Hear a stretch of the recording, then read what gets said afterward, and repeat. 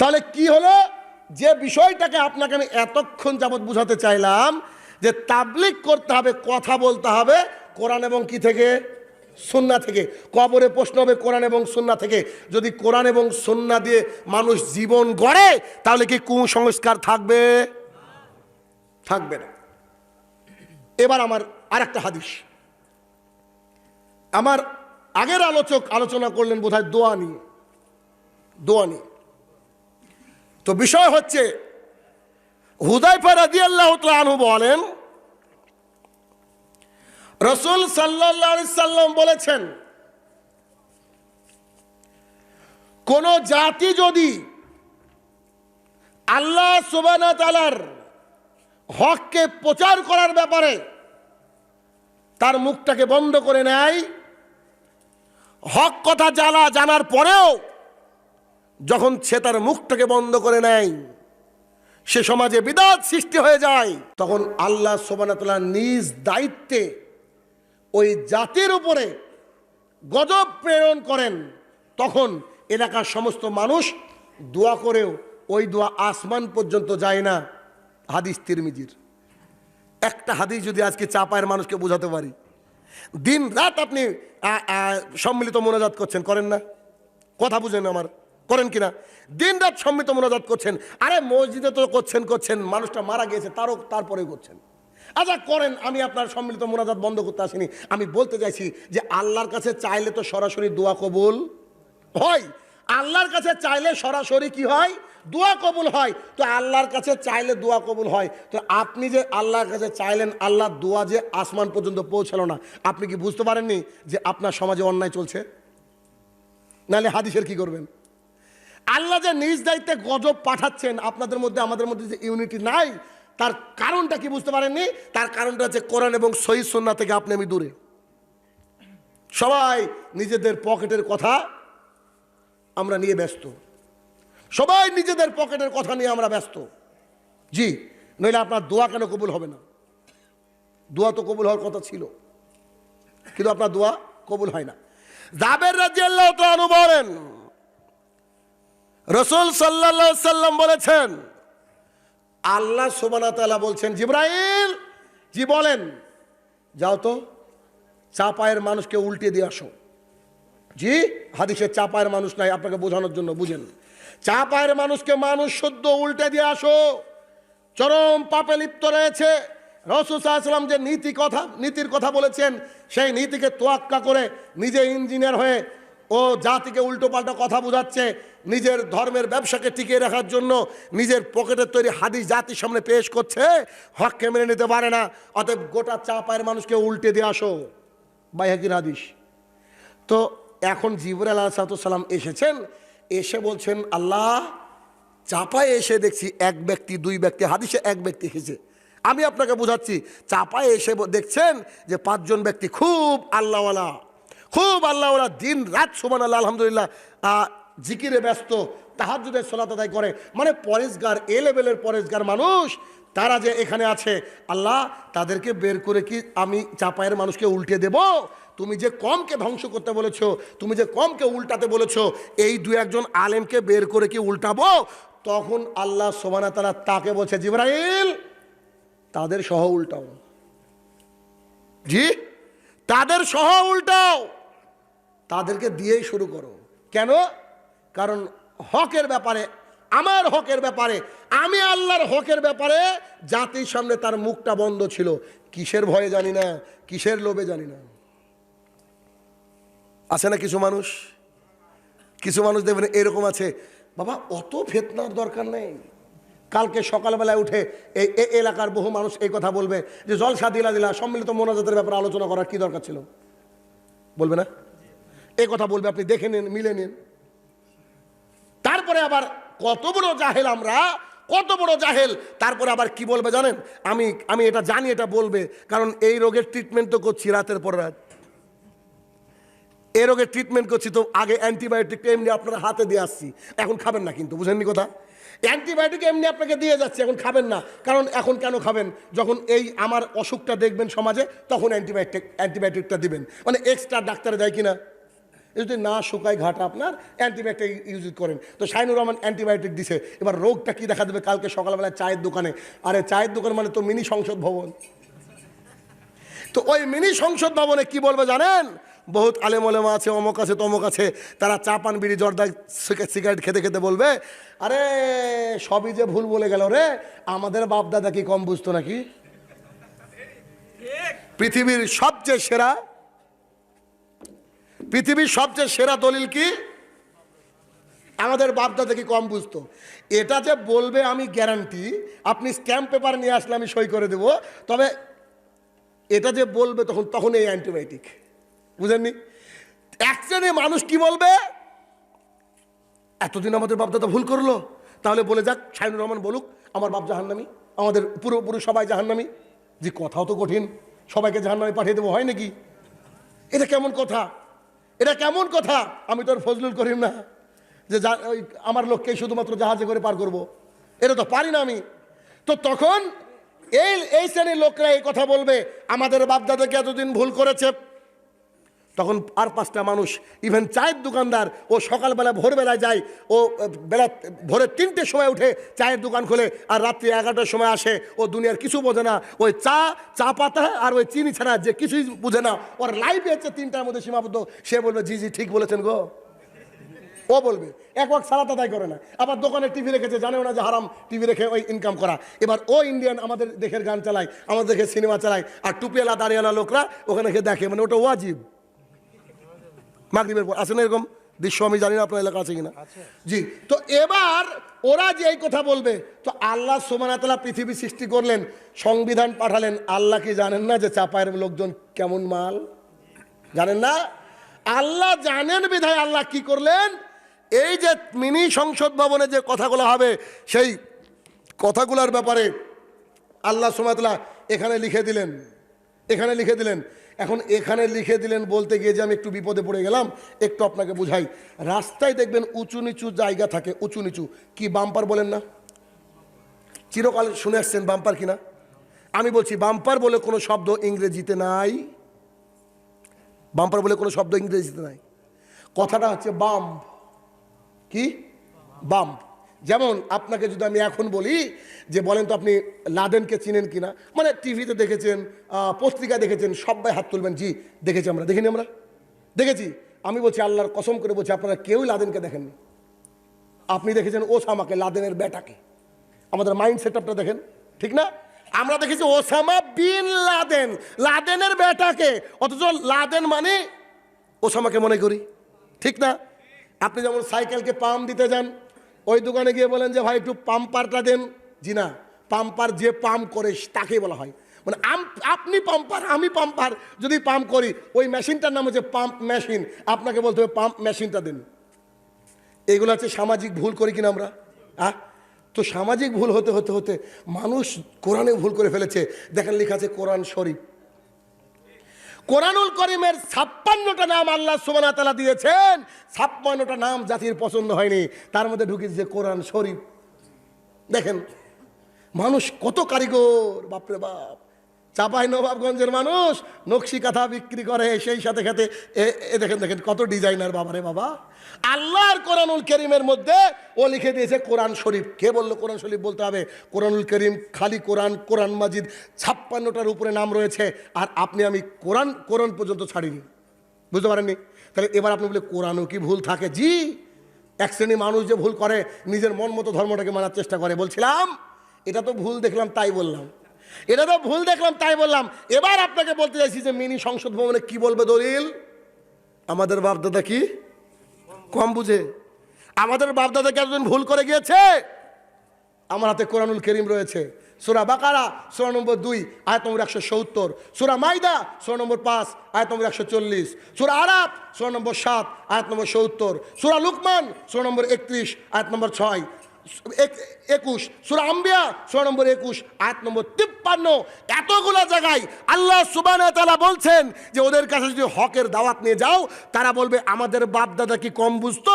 আল্লাহ সুবহানাহু ওয়া তাআলা যতগুলো আয়াত বললাম, প্রত্যেকটা আয়াতে আল্লাহ সুবহানাহু ওয়া তাআলা কি বলছেন? যে তারা এই কথা বলবে, অথচ তাদের বাপ দাদা দিন ধর্ম কিছুই বুঝতো না।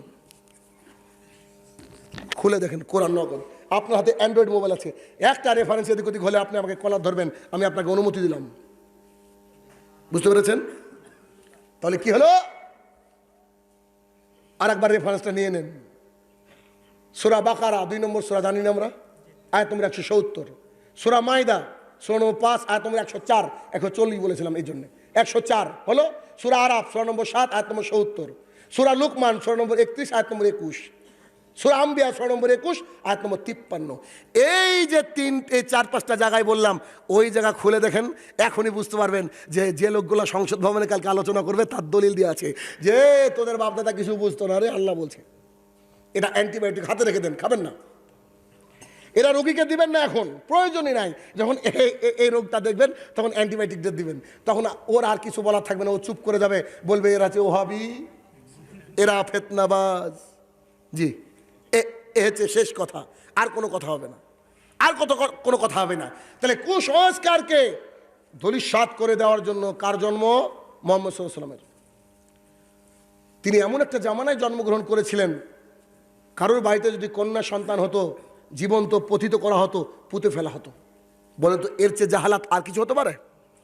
সেই জামানার মানুষ এমনভাবে শুধরে গেলেন, এমনভাবে শুধরে গেলেন, গোটা বিশ্ব তাদের জন্য আদর্শ, গোটা বিশ্ব। আর আজকে আমরা এই শতাব্দীতে এসে, অ্যান্ড্রয়েডের জামানায়, কম্পিউটারের জামানায় এসে, আপডেটের জামানায় আমরা এসে কি করছি? কোরআন এবং সুন্নাহকে অবমূল্যায়ন করছি, অবমূল্যায়ন করছি, যার ফলস্বরূপ আমাদের সামনের রাস্তা হচ্ছে বন্ধু। যখন মুহাম্মদ সাল্লাল্লাহু আলাইহি ওয়াসাল্লাম সাফা পাহাড়ের উপরে উঠলেন, উঠে মক্কাবাসীকে ডাক দিলেন, এত ভালো মানুষ, এত ভালো মানুষ আর এলাকায় নাই। রাসূল সাল্লাল্লাহু আলাইহি ওয়াসাল্লাম ডাক দিয়ে বললেন, শোনো, আমি তোমাদেরকে একটা সংবাদ দিতে চাই, তোমরা এই বিষয়ে কি, আমার ব্যাপারে কি বলো? সবাই তারা সমস্যারে বলেছিল, তুমি তো আলামিন, তুমি সত্যবাদী, তোমার মতো ভালো ছেলে আমাদের এলাকায় নাই, আমরা দেখিনি। রাসূল সাল্লাল্লাহু আলাইহি ওয়াসাল্লাম বলছেন, এই পাহাড়ের পেছনে একদল সৈনিক লুকিয়ে আছে, তারা আক্রমণ করবে, এ বিষয়ে তোমাদের কল্পনা কি, ধারণা কি? বলে, জি, তুমি যদি এই কথা বলো, অবশ্যই সৈনিক লুকিয়ে আছে, আমরা বিশ্বাস করি।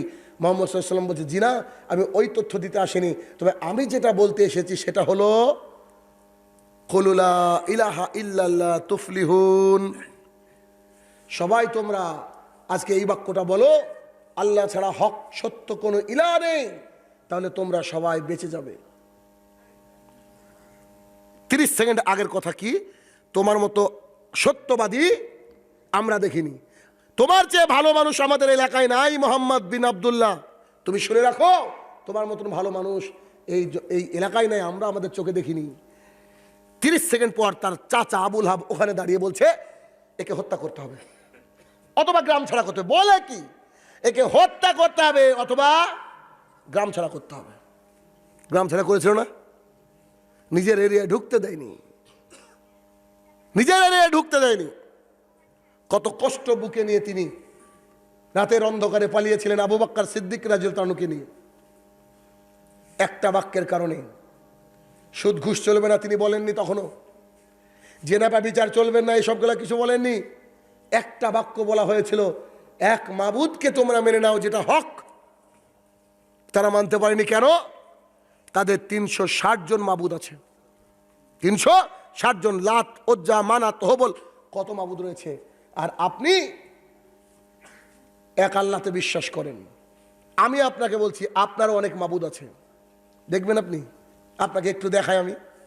রাসূল সাল্লাল্লাহু আলাইহি ওয়াসাল্লাম বলছেন, এফাউল লোহা, দাড়িটাকে ছেড়ে দাও, ওয়াসুস সারেফ, গোপটাকে ছাটো, আমার আনি আনা রব্বি বলে হাদিসটা শুরু হচ্ছে। রাসূল সাল্লাল্লাহু আলাইহি ওয়াসাল্লাম বলছেন, আমার রব আমাকে নির্দেশ দিয়েছে। আমার আনি দিয়ে যদি কোনো হাদিস বর্ণিত হয়, সেটা মিনিমাম ওয়াজিব হয় কি, তাই তো? মিনিমাম ওয়াজিব হয়। তাহলে ওয়াজিব আর ফরজ কি খুব বেশি পার্থক্য রাখে? তার মানে মোট কথা, দাড়ি রাখা হচ্ছে ফরজ, মানেন কিনা? আচ্ছা, দাড়ি রাখা ফরজ, ফরজ বিধানকে কেউ যদি উল্লঙ্ঘন করে মুসলমান থাকে? থাকে না। কালকে আপনি আপনার স্ত্রীকে বলবেন যে শাইনুর রহমান বলছে হাদিস দিয়ে বলছে দাড়ি রাখা ফরজ, কি করি বলো তো? তো আপনার স্ত্রী বলছে ধ্যাৎ পাগল কোথাকার, এই তো সবে বিয়ে হলো, একটা মেয়ে একটা ছেলে হয়েছে, এখন তুমি দাড়ি রাখবা মানে? এখন তোমার দাড়ি রাখার কি দরকার? তোমাকে এখন দাড়ি রাখতে হবে না। আল্লাহ বলছেন দাড়ি রাখা ফরজ, আর আপনার স্ত্রী বলছে রাখতে হবে না। আপনি আল্লাহকে বাদ দিয়ে আপনার স্ত্রীকে মেনে নিলেন, আপনার স্ত্রী হচ্ছে আপনার জন্য মাবুদ, বুঝেননি? আর না হলে আপনার স্ত্রীকে এই যে কাগজটা নিয়ে যান তো, এই পৃষ্ঠা লিখে দিতে বলেন যে আপনি 2055-তে মরবেন, এগ্রিমেন্ট আছে মালাকুল মতের সাথে। বুঝেননি কথা? মালাকুল মতের সাথে কারোর এগ্রিমেন্ট আছে নাকি আমাদের? আমি যে বাড়িতে পৌঁছাতে পারবো ইন্ডিয়াতে, এর কোনো আছে নাকি? কখন চলে যেতে হবে? জি গুড, 1 সেকেন্ডে কোনো গ্যারান্টি নাই। তবে এখানে যে মাইক্রোফোনটা আছে তার একটা গ্যারান্টি আছে, ঠিক না? এখানে যে এতগুলো ক্যামেরা চলছে এগুলোর গ্যারান্টি দিয়েছে, কিন্তু যে বানিয়েছে তার কোনো গ্যারান্টি নাই। তাহলে আল্লাহ বলছেন দাড়ি রাখতে হবে, আর স্ত্রী বলছে দাড়ি চাচতে হবে। তাহলে আল্লাহর কথাকে মানে বাদ দিলেন, তোয়াক্কা করলেন না। এবার যার কথা মেনে নিলেন সেই তো আপনার মাবুদ। জি, জাহালাত, অজ্ঞতা, মূর্খতা কাকে বলে? কোরআন হাদিস তো দূর কি বাত, আপনি আপনার পরিবারকে তো ঠিক করতে পারলেন না, আপনি আপনার পরিবারকে তো ঠিক করতে পারলেন না। এ দিয়ে কি হবে? এ দিয়ে কি হবে? কেন? এখান থেকে যে কথাগুলো বলতে হবে এটা হক কথা হবে। কারণ একটা বক্তার কাজই হচ্ছে আপনাকে কষ্ট দেওয়া। কেমন কষ্ট দেওয়া? রাসূল সাল্লাল্লাহু আলাইহি ওয়াসাল্লাম বলছেন এক আল্লাহকে মেনে নিতে হবে বলেছেন। তো তার মানে 360টা মাবুদ চলবে না, 360টা মাবুদ চলবে না। যখন তিনি মক্কার বুকে প্রবেশ করলেন, বহুত সৈনিক তার সাথে, বহুত সাহাবায়ে কেরাম তার সাথে, হাতে একটা লাঠি নিয়ে সেদিন বলেছেন ওয়াকুল জাল হক ওয়াযাকাল বাতিল ইন্নাল বাতিলা কানা যাহুকা। যখন মিথ্যা প্রতিষ্ঠিত হয়ে যায় সমাজে, তার পাশে এসে সত্য দাঁড়িয়ে যায়, তখন মিথ্যা ভেঙে চুরমার হয়ে যায়। আর মিথ্যা জন্মই হচ্ছে চুরমার হওয়ার জন্য। মিথ্যার জন্মটা কি? চুরমার হওয়ার জন্য। সেদিন তিনি মূর্তি ভেঙে দিয়েছিলেন, আর আজকে আপনার ঘরে আপনি মূর্তির লালন পালন করেন। আপনার ঘরে ঢুকলে দেখা যাবে কোন অমুক নেতার ছবি, ওই নেতার ছবিকে যতদিন আপনি ছড়াতে পারবেন আপনিও মূর্তি পূজক। এবার ঠিক নাই, ভয় পেয়ে গেছে। আপনার ঘরে মূর্তি থাকবে মানে খালি মূর্তি মানে কি ওই ইট কাঠ পাথর দিয়ে তৈরি নাকি? ওই ছবিটা থাকলো কেন ওখানে? ছবি থাকবে কেন আপনার ঘরে? কে আপনি? আপনার ইবাদত করনেওয়ালা, আপনি ইবাদত করেন শুধুমাত্র কার? আল্লাহ সুবহানাহু ওয়া তাআলার। আপনি মাথা নত করবেন আল্লাহ সুবহানাহু ওয়া তাআলাকে। আর সবচেয়ে যদি বেশি ভালোবাসতে হয় তো মুহাম্মদ সাল্লাল্লাহু আলাইহি ওয়াসাল্লামকে ভালোবাসতে হবে আপনাকে। এরপরে আর দ্বিতীয় কোনো রাস্তা নাই। হ্যাঁ, আপনি নেতা নেত্রীকে ভালোবাসতে পারেন, আপনার এলাকার জনগণকে ভালোবাসতেন, আপনি বক্তাকে ভালোবাসতে পারেন, তবে ভালোবাসাটা বিরিয়ানি আর পোলাও দিয়ে হবে, তার কথা মেনে নয়। কথা যদি নিতে হয় জীবনে কোনো ধর্মের ব্যাপারে, তাহলে মানতে হবে মুহাম্মদ সাল্লাল্লাহু আলাইহি সাল্লাম। আপনি আমি কি অবস্থা করেছি, আমাদের মধ্যে কত জাহালাত, আমি একে একে পয়েন্টে আলোচনা করব। আপনাকে রেডি করে নিলাম এতক্ষণ যাবত যে হক কথা বলতে গেলে কষ্ট হবে, হক কথা বলতে গেলে কষ্ট হবে। কেন? কারণ জাতি স্রোতের বিপরীতে কখনো চলতে চাই না। আমি যদি বলি এই যে মসজিদ রয়েছে, এই মসজিদে জুমার দিনে যতজন লোক হয় ফজরে কি অতজন হয়? মনে হয় 20 ভাগের 1 ভাগ হয় কিনা সন্দেহ, 20 ভাগের 1 ভাগ হয় কিনা সন্দেহ। তাহলে আজকে যে ফজরে এতজন লোক হয় না, বা সামান্য কিছু লোক ফজরে হয়, আর জুমার দিনে ভরে যায়, তার জন্য মসজিদের উন্নতিকল্পে জালসা, অথচ আল্লাহ সুবহানাহু ওয়া তাআলার কাছে তারাই মুসলমান যারা 5 ওয়াক্তের সালাত, 5 ওয়াক্তের মুসল্লি। তার মানে বহু মানুষ আমার সামনে অমুসলমান বসে আছেন। আপনি আপনার মুফতি সাহেবকে দেওয়া হাদিসের নিজের মতো করে অনুবাদ ব্যাখ্যা করতে পারেন, কারণ আমাদের সমাজে দুটো ইসলাম আছে, একটা রাসূল সাল্লাল্লাহু আলাইহি ওয়াসাল্লামের ইসলাম, আর একটা যে গৃহপালিত ইসলাম, যেটা হুজুরের কলিজায় আঘাত দেয়, এটা অসুবিধা নাই, এটা এভাবে চলবে, এভাবে চলবে। সাহাবায়ে কেরামরা যদি কোনো মানুষকে ফজরে না পেতেন, ইশাতে না পেতেন, তাহলে ভাবতেন যে ঘটনা কি, দেখি তো ফজর পর্যন্ত, ফজরে না পেলে ও মুনাফিকের লিস্টে নাম রেখে দিতেন, ও মুনাফিক বেঈমান হয়ে গেছে। আর আমার আপনার এলাকার এমনও মুসল্লি রয়েছে 1 সপ্তাহ পর একবারে সাদা ধবধবে পাঞ্জাবি পরে গিয়ে একবারে ফার্স্ট কাতারে পারলে ইমাম সাহেবকে বলেন যে সরেন আপনি, আমি একটু ইমামতি করি। সেন্ট সুন্দর মেখে গিয়ে সামনে গিয়ে বসে ইবাদত করছে, তার সাথে ইমাম সাহেব কত গুপ্তগু করছে, হেসে হেসে কথা বলছে। বলেন এ দিয়ে জাতি কি করে পরিবর্তন হবে? পরিবর্তন হবে না, পরিবর্তন হবে না। তবে বিষয় হচ্ছে যে আমরা যদি আল্লাহ সুবহানাহু ওয়া তাআলার রাস্তায় থাকি তাহলে আমাদের জন্য বিপদ অনিবার্য। আর যদি বিপদ না আসে আপনি আল্লাহর রাস্তায় নাই। যেমন করে একটা সাহাবীকে দেখাতে পারবেন না যে ওই সাহাবীর মুখে দাড়ি ছিল না। কেউ জানেন গো নাম টাম কোনো সাহাবীর? দাড়ি ছিল না এমন সাহাবীর নাম জানেন? অথচ আমরা এমন সাহাবীরও নাম জানি যে সাহাবী জেনা করেছে, নাম জানি না? ওই যে সাহাবী এসে বলেছে আমি জেনা করেছি, ঠিক না? এমন সাহাবীর নামও আমরা জানি যে জেনা করেছে, এমন সাহাবীর নামও জানি আমরা চুরি করেছে, নাম জানি না? যখন মুহাম্মদ সাল্লাল্লাহু আলাইহি ওয়াসাল্লাম ওই মাল বন্টন করছিলেন মানে গনিমতের, তখন একজন সাহাবী এসে বললেন না যে আমার কাছে একটা অথবা দুটো স্যান্ডেলের ফিতা। রাসূল সাল্লাল্লাহু আলাইহি ওয়াসাল্লাম বলছেন একটা অথবা স্যান্ডেলের ফিতাও যদি কেউ চুরি করে নাই, আত্মসাৎ করে ফেলে, তাহলে তো তার থাকার জায়গা জাহান্নাম। অপর হাদিসে একজন ব্যক্তি একটা চাদর বা রুমাল রেখে দিয়েছিলেন, উনি মারা যাওয়ার পর সবাই ওনাকে জান্নাতি ঘোষণা করলেন। রাসূল সাল্লাল্লাহু আলাইহি ওয়াসাল্লাম বলছে জি না, আমি দেখতে পেলাম যে ওই চাদরটা তার কবরের মধ্যে জাহান্নামের আগুন হয়ে দাউ দাউ করে জ্বলছে। আর আমাদের দেখে নেতা নেত্রীরা গোটা পৃথিবী মানে দেশকে বিক্রি করে দিয়েছে, আমেরিকাকে বিক্রি করার প্ল্যান করছে, তারপরে নাকি এরা খেয়ানতকারী না? বলেন, তারপরে নাকি এরা খেয়ানতকারী না? তাহলে কুসংস্কার দূর হবে মিম্বার থেকে। কোথা থেকে? মিম্বার থেকে। জলসার আয়োজন একদিন মানে 10টা গরু জবাই হবে, কারোর বউ বিটি বাচ্চা আসবে, জামাইকে নিমন্ত্রণ করেনি আজকে, এটাই চলবে। কিন্তু মিম্বার থেকে একবারে কলিজা শক্ত করে কথা বলতে হবে।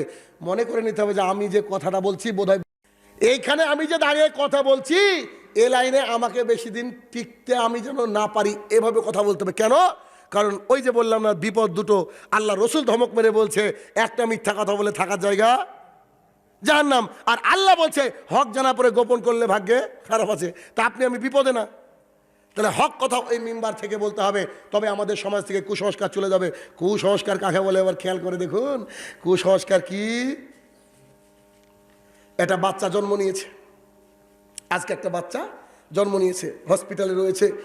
7 দিন পর বাচ্চাটাকে নিয়ে আসছে, নিয়ে আসার পরে একটা চামড়ার বালা ঝুলিয়ে দিয়েছে, দেয় কি না? দেয়।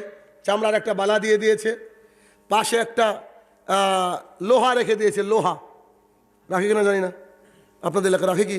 লোহা রেখে দিয়েছে, আর বাচ্চার এই সাইডে একটা টিপ দিচ্ছে। কেন? যেন আমার বাচ্চাকে শয়তান স্পর্শ করতে না পারে, আমার বাচ্চা যাতে মানে শয়তান মুক্ত থাকতে পারে, এই জন্য দিচ্ছে। তাহলে এই যে 10 মাস মায়ের পেটে ছিল, 9 মাস মায়ের পেটে ছিল, তো টিপি বাঁকিয়ে দিয়েছে আর ওই বালাই বাঁকিয়ে বেঁধেছে। মানুষ কত পাগল! এটা হচ্ছে কুসংস্কার। ধরে নেন কুসংস্কারের আরো একটা ভালো ভাষা আছে শিরক। কুসংস্কারের ভালো ভাষা হচ্ছে শিরক। লোকটা দোকানে বসে আছে, আল্লাহ সুবহানাহু ওয়া তাআলা কতই না রুজি দিয়েছে। একজন ব্যক্তি বলছে ভাই ওই টুপিটার দাম কত? তো বলছে এখন সন্ধ্যাবেলা, এখন তো বাকি দিতে পারবো না, বাকি দিলে আমার অমঙ্গল হবে। জি, এটা যে কুসংস্কার, এটা আপনি বললেন কেন? আপনি বলতে পারতেন আপনার নাম যদি চণ্ডীদাস হতো। এটা হিন্দু বলবে। একটা হিন্দু সকালবেলায় গিয়ে ধূপ ধুনো দিয়ে সে ওই আপনার দোকানের সামনে জল ছিটাবে, পানি ছিটাবে। ধুলো উঠছে আপনি ছিটান, এটা আলাদা ব্যাপার, কিন্তু বরকতের আশায় সে জল ছিটাচ্ছে, পানি ছিটাচ্ছে, আর এই ধূপ ধুনো দিয়ে একটু পুজো করে নিচ্ছে। আপনি কি হিন্দুর বাচ্চা নাকি? আপনার বাপের নাম কি নরেন্দ্র মোদী নাকি? আপনি এটা করেন কি করে? হ্যাঁ, আরে আপনার মধ্যে তো ইসলাম নাই, আপনার বিবি আবার কিছুই বুঝে না। তো যদি জামাই না বুঝে তো বিবি কি করে বুঝবে? তো বিবি রাত্রিবেলায় ঘর ঝাড় দিচ্ছে, তো বিবির মা বেড়াতে হেঁচে, মানে আপনার শাশুড়ি একবারে খাটের উপরে চর্দা দিয়ে পান চাবাচ্ছে আর ঝাড়ু দিচ্ছে মেয়ে। তো চট করে মেয়েকে বলছে খবরদার এই নোংরাগুলো বাইরে ফেলো না, তাহলে অমঙ্গল হবে, বলে না? এটা যে কুসংস্কার, এগুলো হচ্ছে শিরক। তারপরে বেচারা রাত্রিবেলা সহবাস করে নিয়েছে। সহবাস করার পরে শীতের রাত্রি আর গোসল করা হয়নি। তো তার শাশুড়ি বলছে ঘটনা কি, বা সে নিজেও সে কি করছে, বলছে যে না চুলার কাছে যাওয়া যাবে না, রান্না করা যাবে না, মাটিতে হাঁটা যাবে না, মাটিতে কি অভিশাপ করবে। তো যখন সহবাস করলেন মাটি কি করেছিল? মানুষের কমন সেন্সও নাই। অথচ রাসূল সাল্লাল্লাহু আলাইহি ওয়াসাল্লাম হাদিস থেকে পাওয়া যায় কোনো ব্যক্তি যদি সহবাস করে ফেলে, সে যদি ইচ্ছা করে আরও একবার সহবাস করবে, তার যদি যা ইচ্ছা সে কি করবে, সে যেন সুন্দর করে লজ্জাস্থান থেকে অজু করে ঘুমিয়ে পড়ে। অজু করে ঘুমিয়ে পড়ে, ভালো করে বুঝবেন, অজু করে ঘুমিয়ে পড়ে। ঘুমিয়ে পড়ার পরে কি দেখছি যে 3:54 বাজছে, আর 4 মিনিট আছে, এখন যদি সাহারি না খাই তো আমার রোজাটা হবে না। ও কি অবস্থা আছে বলেন তো? অপবিত্র না? ওই অবস্থায় সাহারি খাওয়া জায়েজ, ওই অবস্থায় সাহারি খাওয়া জায়েজ, ওই অবস্থায় সাহারি খাওয়া জায়েজ, ওই অবস্থায় নাকি ভাত রান্না জায়েজ না, ওই অবস্থায় নাকি হাঁটা চলা জায়েজ না। মানুষ কত বড় পাগল! খালি কি সম্মিলিত মোনাজাতি শিখেছেন, আর কিছু শিখেননি? ইমাম সাহেব কেঁদে কেঁদে দোয়া করলেন, সবাইকে পার করে দিলেন। আরে নিজের অ্যাকাউন্টে কিছু না থাকলে কি পার হওয়া যায়? নিজের অ্যাকাউন্টে লাগবে তো। তারপরে বাচ্চারা একটু বড় হয়ে গেছে, কোমরে বেঁধে দিয়েছে ডোর, কি বলেন আপনারা? ডোর, ডোরা, ডোরা, ডোরা। আর তার সাথে এক ধরনের জিনিস দেয় আমাদের এলাকায়, চকি বলে, গোল গোল গোল গোল। কেন এটা বাঁধা হয়েছে? এটা বাঁধার কারণ হচ্ছে শয়তানের জন্য ক্ষতি না করতে পারে। অসুবিধা নাই, মানে আমার ছেলেকে হেফাজত করবে। হেফাজতের মালিককে আল্লাহ সুবহানাহু ওয়া তাআলা। একটা ডোরা যদি হেফাজত করতে পারে, হায় রে কপাল পোড়া জাতি। ফলের দোকানে দাঁড়িয়ে আছে স্বামী আর স্ত্রী, তো বলছে ওই কলা নাও তো, কলা নাও তো, কলাগুলো কি সুন্দর লাগছে। তো দোকানি বলছে জি দিদি, বলছি এই কলাগুলো নেন। কলা নিতে গিয়ে একটা কলার সাথে একটা কলা বাই চান্স লেগে আছে, একটা কলার সাথে আরেকটা কলা বাই চান্স লেগে আছে, খুব বিপদে পড়ে গিয়েছে। কলা চাপ ধরে লেগে আছে, হয় কিনা? চাপ দিয়ে লেগে আছে। তো ওইটা দেওয়া মাত্র বলছে সি সি সি করেন কি, খবরদার এটা দেওয়া যাবে না। তো কেন? বলছে এটা খেলে জোড়া বাচ্চা হবে। একটা বাচ্চা দেওয়ার মালিক আল্লাহ, ডবল কলা মানে বাচ্চা দেওয়ার মালিক কলা। আরে মানুষ তো মানুষ, এরা কত বড় মূর্খ! বিদ্যা তো নাই, বুদ্ধিও যে নাই। হ্যাঁ, তাহলে যার বাচ্চা হচ্ছে না তাকে জোড়া কলাই খাওয়ান, তার কেন বাচ্চা হয় না? আশ্চর্য দুনিয়া! এই কত বড় কুসংস্কার! এ কুসংস্কার ঢুকে কি করে? কারণ সন্তান দেওয়ার মালিক হচ্ছে আল্লাহ সুবহানাহু ওয়া তাআলা। তাওয়াক্কালতু আলাল্লাহ, আল্লাহর প্রতি একেবারে কঠিনভাবে তাওয়াক্কুল করতে হবে, কঠিনভাবে তাওয়াক্কুল করতে হবে। বুকের উপর দিয়ে যদি বুলডোজার চলে যায়, এই জাতির সামনে হক কথা বলে যেতে হবে, ভালো হক কাজ করে যেতে হবে। একটা কথা করোনা দেশের বাইরে গেলে বিপদ, আপনার জন্য বিপদ। আপনাকে আমি আমার ঘটনা দেখাই, একটা ছোট্ট ঘটনা, পয়েন্ট টু বি নোটেড। আপনি একটু খেয়াল করেন হাদিসের উপরে কি করে আমল করতে হয়। দেখেন, আমার স্ত্রী আমাদের বাড়ি থেকে ওর দাদার বাড়িতে যাচ্ছিল, একটা ক্যারি ব্যাগের মধ্যে মোবাইল নিয়ে। ক্যারি ব্যাগের তলাটা ফুটো ছিল, বুঝতে পারেনি। তো ক্যারি ব্যাগ থেকে মোবাইলটা পড়ে গিয়েছে কখন, তো ওই বাড়িতে গিয়ে আমাকে ফোন করতে গিয়ে দেখছে মোবাইল, নাউজুবিল্লাহ, মোবাইল হারিয়ে গিয়েছে। তো মোবাইল হারিয়ে গিয়েছে, তো এবার মেয়ে মানুষদের কাজ যেটা হয় বুঝতে পারছেন। তো আর 5টা মেয়ে বলছে কি খুঁজছো? আরে আল্লাহু আকবার, এই মোবাইলটা কোথায় পড়ে গিয়েছে, কি ঘটনা ঘটলো, আল্লাহ কি অবস্থা হলো। যদিও ছোট মোবাইল, অল্প দাম, তো এখন কি করব, কি করে ফোন করব। তো একজন পাশ থেকে বলছে দাঁড়াও, তোমার মোবাইল নাম্বারটা বলো তো। এই নাম্বার। ফোন দিচ্ছে তো সুইচ অফ, মানে পাকা মালি পেয়েছে, বুঝতে পারেনি? সুইচ অফ মানে ও দিবে না। তো সুইচ অফ হয়েছে, সুইচ অফ হয়েছে। তো পাড়ার প্রতিবেশী মহিলাগুলো বলছে হায় হায় হায়, মেয়েটা কী করলো রে, কী করলো রে। তো এই করতে করতে ওই দাদা, ওর যে দাদার বাড়ি, ওই দাদার বাড়ির পাশে হচ্ছে মসজিদ, যে মসজিদ থেকে সুন্দর করে আমাদেরকে তাড়িয়ে দিয়েছে, বুঝতে পারেননি? হক কথা বলার জন্য যে মসজিদ থেকে আমাদেরকে সুন্দর করে তাড়িয়ে দিয়েছে। তাড়িয়ে দেওয়ার ঘটনা শুনবেন নাকি? আপনাকে 30 সেকেন্ড দেখাই। আমাকে বলছে, আমি যখন আমিন বলছি জোরে, কয়েকজন ছেলে হয়েছে, তো নামাজের মধ্যে সভাপতি না সেক্রেটারি, ও বলছে আসতে রে। দিন রাত ও খালি নামাজ বাদ দিয়ে সব সময় বিড়ি খাই, নামাজের টাইমটুকু বাদ দিয়ে সব সময় বিড়ি খাই, মানে মিস্টার ইবলিসের বাপও। তো ও বলছে আসতে রে। সলাৎ শেষ হয়ে গিয়ে বলছে কি শুরু করলি রে ফেতনা তোরা, কি ব্যাপার? আমি বললাম জি ওই যে সহি মুসলিম শরীফ দেখা যাচ্ছে, ওটা নিয়ে আসেন, দলিল দিচ্ছি। পরের দিন গিয়ে দেখছি মুসলিম শরীফই নাই। এটা হচ্ছে জাহালাত, দেখেন তো কি করেছে, একে দুয়ে করতে করতে যখন আমার কাছে ফোন গেল, আমি বললাম যে বাড়িতে চলে আসো, খালাস একটা মোবাইল হারিয়ে গিয়েছে, আল্লাহ সুবহানাহু ওয়া তাআলা এর মাধ্যমে কোনো বারাকা দান করবে আমাদেরকে, অথবা এই মোবাইলের মাধ্যমে কাউকে জাহান্নামে দেবে, তো আল্লাহর সিলেকশন, তুমি চলে আসো, অসুবিধা নাই। রাত্রিবেলায় ছেলেকে শোয়ানোর জন্য যখন মশারি টাঙাচ্ছি, দেখছি হঠাৎ করে বড় মসজিদ থেকে ঘোষণা আসছে, বলছে শাহিনুর রহমানের একটা মোবাইল হারিয়ে গিয়েছে, যদি আপনারা কেউ পেয়ে থাকেন হয় আমাদের মসজিদে অথবা তার বাড়িতে পৌঁছে দিয়েছেন। তো তখন এই বাক্য দুবার বলেছে, ঘোষণা করেনি কি আপনাদের এলাকায় এরকম যে আমার গ্যাস লাইটার হারিয়ে গিয়েছে, সিগারেট খাওয়ার পাচ্ছি না, জি ছাগল হারিয়ে গিয়েছে ধলোটা, হ্যাঁ একসাথে 3টি কালার ওই ছাগল হারিয়ে গিয়েছে, একটা শিং আছে একটা শিং নাই।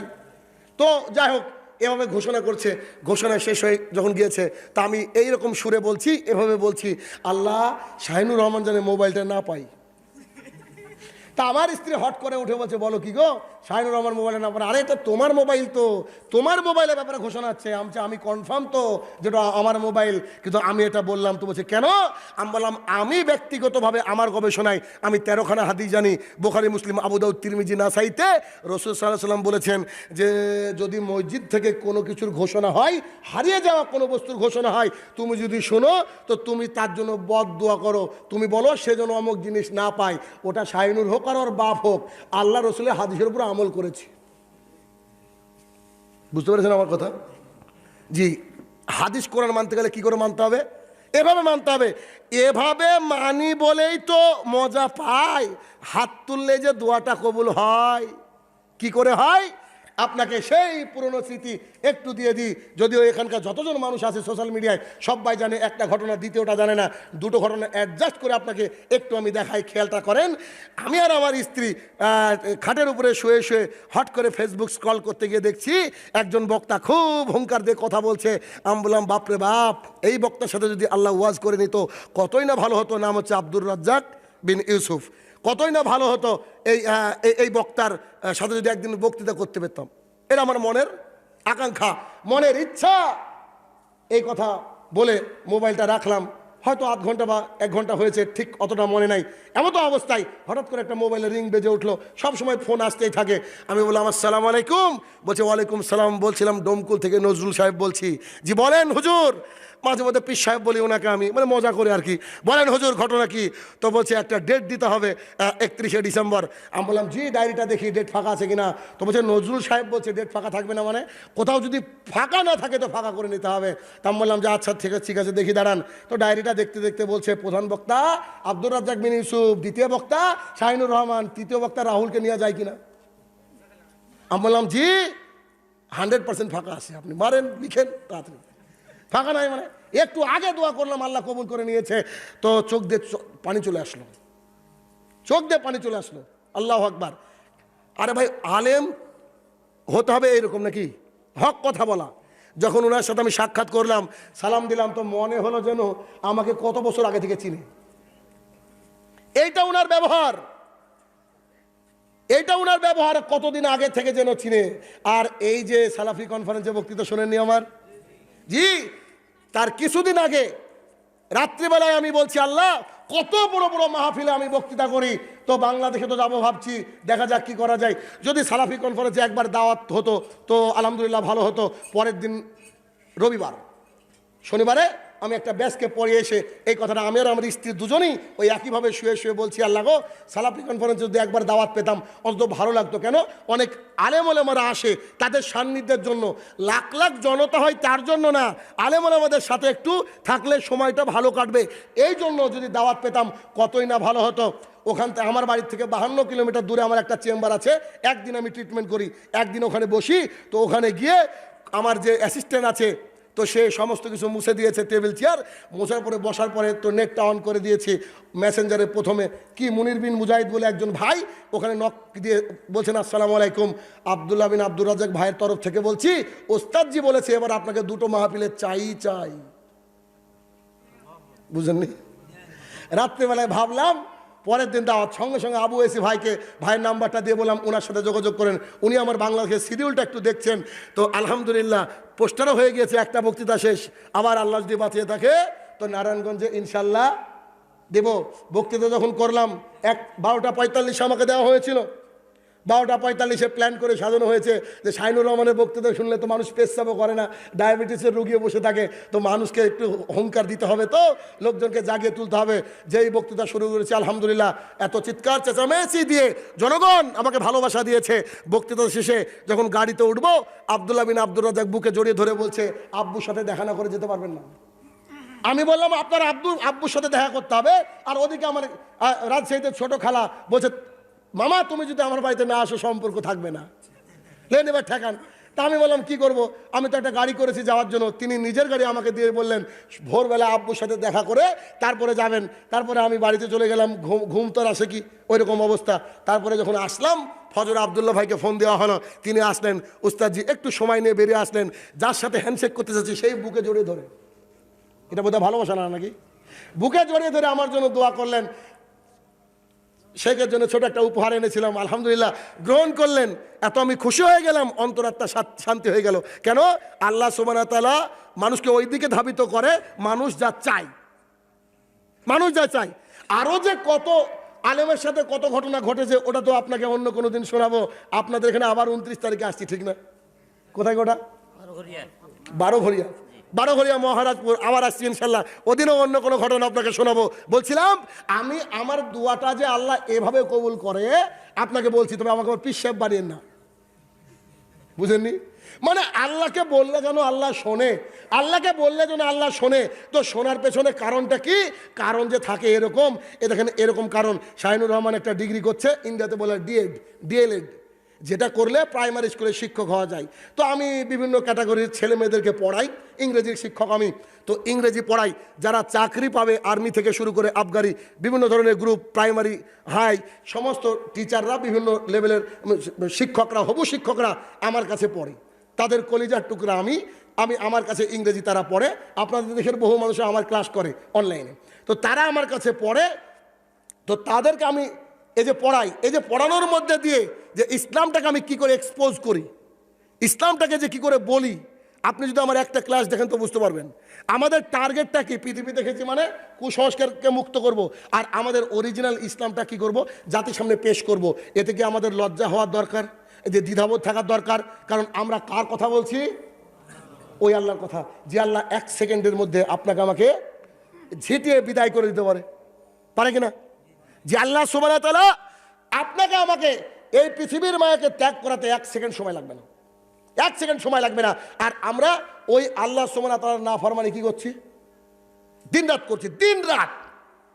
তো এবার আমি শখ করলাম যে আমি ডিএলএড করি। ডিএলএড করতে 80,000 টাকা খরচ, 90,000 টাকা খরচ, 1 লাখ টাকা খরচ, 1.5 লাখ টাকা, যার কাছে যত পাই আমি টাকা দিয়ে ফিস দিয়ে ভর্তি হয়ে যখন ডিএলএড করছি, ডিএলএড করতে করতে করতে শেষ পরীক্ষা বাকি, কটা বাকি? একটা পরীক্ষা। ধরেন 70-80,000 টাকা খরচ করেছি, ডিগ্রিটা হয়ে গিয়েছে। তো শেষ পরীক্ষার 2 দিন আগে একটা ম্যাডাম কলেজ থেকে ফোন করে বলছে 2,000 টাকা দিতে হবে। বললাম কেন? তো বলছে যে দিতে হবে, এটা সবাই দিচ্ছে। বলছি কেন? বলছে পরীক্ষার হলে প্রশ্নের উত্তর পৌঁছে যাবে, খালি দেখবেন আর কপি মারবেন। জি না, আমি তো এটা করি না, আমি যা পারি এটাই যথেষ্ট, আমি লিখবো। তো বলে জি না, এটা আপনাকে লিখেন অথবা না লিখেন, আপনি নেন অথবা না নেন, এটা আমাদের নিয়ম। তা বললাম এটার বোধহয় খুব ভালো বাংলা ভাষা ঘুষ। তো উনি আর কথা বলছেন না। তা বললাম যদি এটা আপনি করেন তাহলে আমি তো দুঃখিত, আমি তো পরীক্ষাটা দিচ্ছি না। বুঝলি স্যার, আপনি আপনার জীবনটাকে নষ্ট করবেন? ওনে রাখ, জীবন নষ্ট। 2,000 কেন, যদি 2 টাকা চাষ ঘুষ তা দিব না। বুঝতে পারেননি? যখন কোথাও হারাম কিছু দেখি, আমি শাহিনুর রহমান যদি কোটি টাকা ওখানে আমার থাকে, জি না কোটি টাকা নাই, উদাহরণ দিয়ে বলছি, আমার শাহিনুর রহমানের যদি অর্ধেক জীবন ওখানে কাটিয়ে থাকি, পেছন ফিরে তাকাবো না। যদি ওখানে শিরক বিদাত আর অন্যায় দেখি, তবে আমি মানুষ, আমি ভুল করব, এটাই স্বাভাবিক। ঠিক আছে? আমি মানুষ, আমি ভুল করবো, এটাই স্বাভাবিক। তবে আমি শরীয়তের ব্যাপারে এতটা কঠোর। ওই যে এখনই খাওয়া দাওয়া করছিলাম, তো একজন ভাই বলছে কি খেলেন গো আপনারা 3-4 জন মিলে, কি খেলেন? ভাত যে ফোরালোই না, ভাত যে খেলেই না। আমি মনে মনে বললাম সব জায়গায় হুজুর শরীয়ত মানে, খালি খাবার ব্যাপারে মানে না কেন? আল্লাহ রসুল যে 4 ভাগের 1 ভাগ, হাদিসটা জানেন না?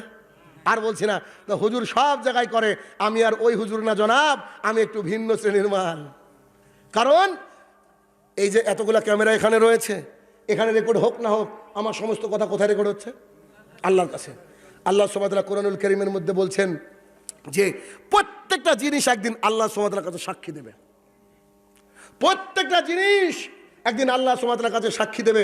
বলছিলাম যে সমস্ত কিছুকে ত্যাগ করে যদি আপনি হক কথাকে মেনে নিতে পারেন, তাহলে আপনি আল্লাহর কাছে যা চাইবেন আল্লাহ দিবেই দিবে, আল্লাহ দিবেই দিবে। আমি সব কথাই ইনশাল্লাহ বলি, এখানে ইনশাল্লাহ বললাম না কেন বলেন তো? হক মানলে যে আল্লাহ আপনাকে দিবে, যে মানলেই যে দিবে। কিন্তু আমরা বুঝতে পারিনি বিষয়টা, আমরা বুঝতে পারিনি। এই জন্য আমাদের সমাজটা কি কুসংস্কারচ্ছন্ন। আর এই কুসংস্কার, সুপারস্টিশন, শর্টস কামিংস, এইগুলো আমাদের সমাজে রয়েছে বলে আমাদের যে আলেম ওলামাদের দায়িত্ব, এগুলা থেকে তারা পিছপা হয়ে আছে। তাদের কর্তব্য থেকে তারা যখন পিছপা হয়ে আছে, তাদের অবস্থা এরকম। আপনাকে আমি কি করে বোঝাবো এখন বলেন? যে আপনি বলছেন আমার সমাজটা সুন্দর, আমার সমাজটা এই থাকে ওই থাকে, এই দল আছে সেই দল আছে, সবাই আমরা মিলিয়ে চলি। আচ্ছা, সবাই যদি মিলিয়ে চলেন, তাহলে মিলিয়ে চলার সময় এর বউ ও দেখবে, ওর বউ এ দেখবে, এই সিচুয়েশন হওয়া কি জায়েজ? বুঝেননি বোধ আমার কথা? আচ্ছা, পর্দা করা কি ফরজ না? আল্লাহ সুবহানাহু ওয়া তাআলা কোরআনুল কারীমের মধ্যে বলছেন, ওয়াকারনা ফি বুয়ুতিকুন্না ওয়ালা তাবাররাজনা তাবাররুজাল জাহিলিয়াতিল উলা।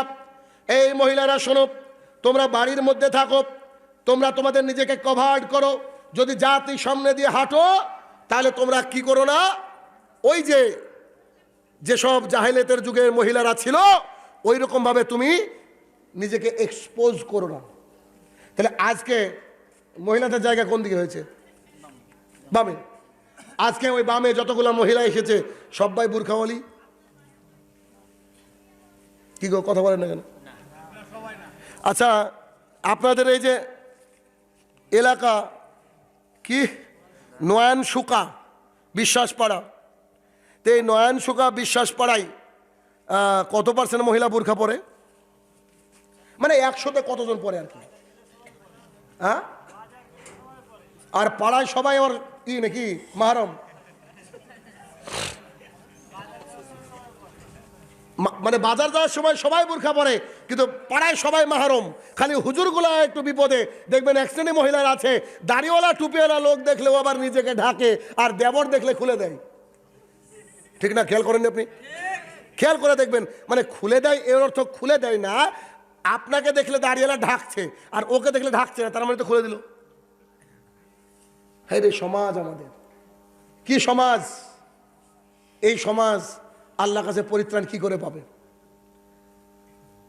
আব্দুল্লাহ ইবনে মাসউদ রাদিয়াল্লাহু তাআলা বলেন, রাসূল সাল্লাল্লাহু আলাইহি সাল্লাম বলেছেন, সালাসাতুন কাদ হারাম আলাইহিম মিন জান্নাহ। 3 শ্রেণী মানুষের জন্য জান্নাত হারাম। হারাম মানে কি কোনো চান্স আছে নাকি? একটু কোনো চান্স নাই। There is no chance at all. কোনো রকমের কোনো চান্স নেই। আল্লাহ সুবহানাহু ওয়া তাআলা মুহাম্মদ সাল্লাল্লাহু আলাইহি ওয়াসাল্লামকে দিয়ে বলছেন, বলো 3 শ্রেণী মানুষ জান্নাতে যাবে না। আমি আল্লাহ ওদের জন্য জান্নাতকে হারাম করে দিয়েছি। আমি আল্লাহ তাদের জন্য জান্নাতকে সিল্ড করে দিয়েছি। They will not enter to the paradise at any cost. তারা কখনোই জান্নাতে প্রবেশ করবে না। আল্লাহ সুবহানাহু ওয়া তাআলা মুহাম্মদ সাল্লাল্লাহু আলাইহি ওয়াসাল্লামকে দিয়ে বলতে চাইলেন, তারা কারা? এক, মদমিনুল খামরিন, যারা নিয়মিত পান, বিড়ি, জর্দা, গুল, সিগারেট খায় বা পান করে, তারা জান্নাতে যাবে না। এবার হুজুর বিপদে। হুজুর এতদিন বলেছে বিড়ি খাওয়া মাকরু, হুজুর আবার মসজিদ থেকে বেরিয়ে যদি জর্দা না খায় হুজুরের নাকি হয় না। আর হুজুর আজকে হুজুরকে বলছে যে এটা চলবে না, এটা হারাম হয় কি করে? হুজুর এখন দলিল খুঁজছে। হুজুর বলছে নেশা 2 প্রকার। হুজুর কি বলছে? নেশা 2 প্রকার। ইয়াবা, এটা খেলে নেশা হয়, এটা ইয়াবা। ওয়াইন, মদ খেলে নেশা হয় মদ। কিন্তু জর্দা, খৈনি, গুল, এগুলা চলবে আর কি, এরা ব্যাপার না। এটা যে মাকরুহে তাহারিমি নাকি, মানে পায়খানারও যে ভাগ রয়েছে, এটা তো বুঝি না আমি। বিদাত তো বিদাত। বিদাত মানে সরাসরি মুহাম্মদ সাল্লাল্লাহু আলাইহি ওয়াসাল্লামকে অপমান করা হয়। মুহাম্মদ সাল্লাল্লাহু আলাইহি ওয়াসাল্লাম পৃথিবীর বুকে কারুর সাথে কোনোদিন কোনো খারাপ আচরণ করেছে এমন দলিল কেউ জানেন? কারুর সাথে নিজের বংশের টান টেনে কথা বলেছে এরকম, নিজের সম্পদের জন্য।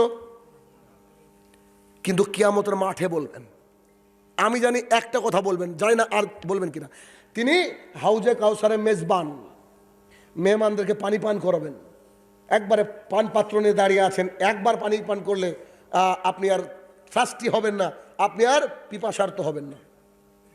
তো একদল লোক চলে আসছে রাসূল সাল্লাল্লাহু আলাইহি ওয়াসাল্লামের দিকে, রাসূল সাল্লাল্লাহু আলাইহি ওয়াসাল্লামের দিকে চলে আসছে। তো তাদেরকে ফেরেশতা আটকে দিয়েছে, যাই নট অ্যালাউ, খবরদার দিকে যেও না।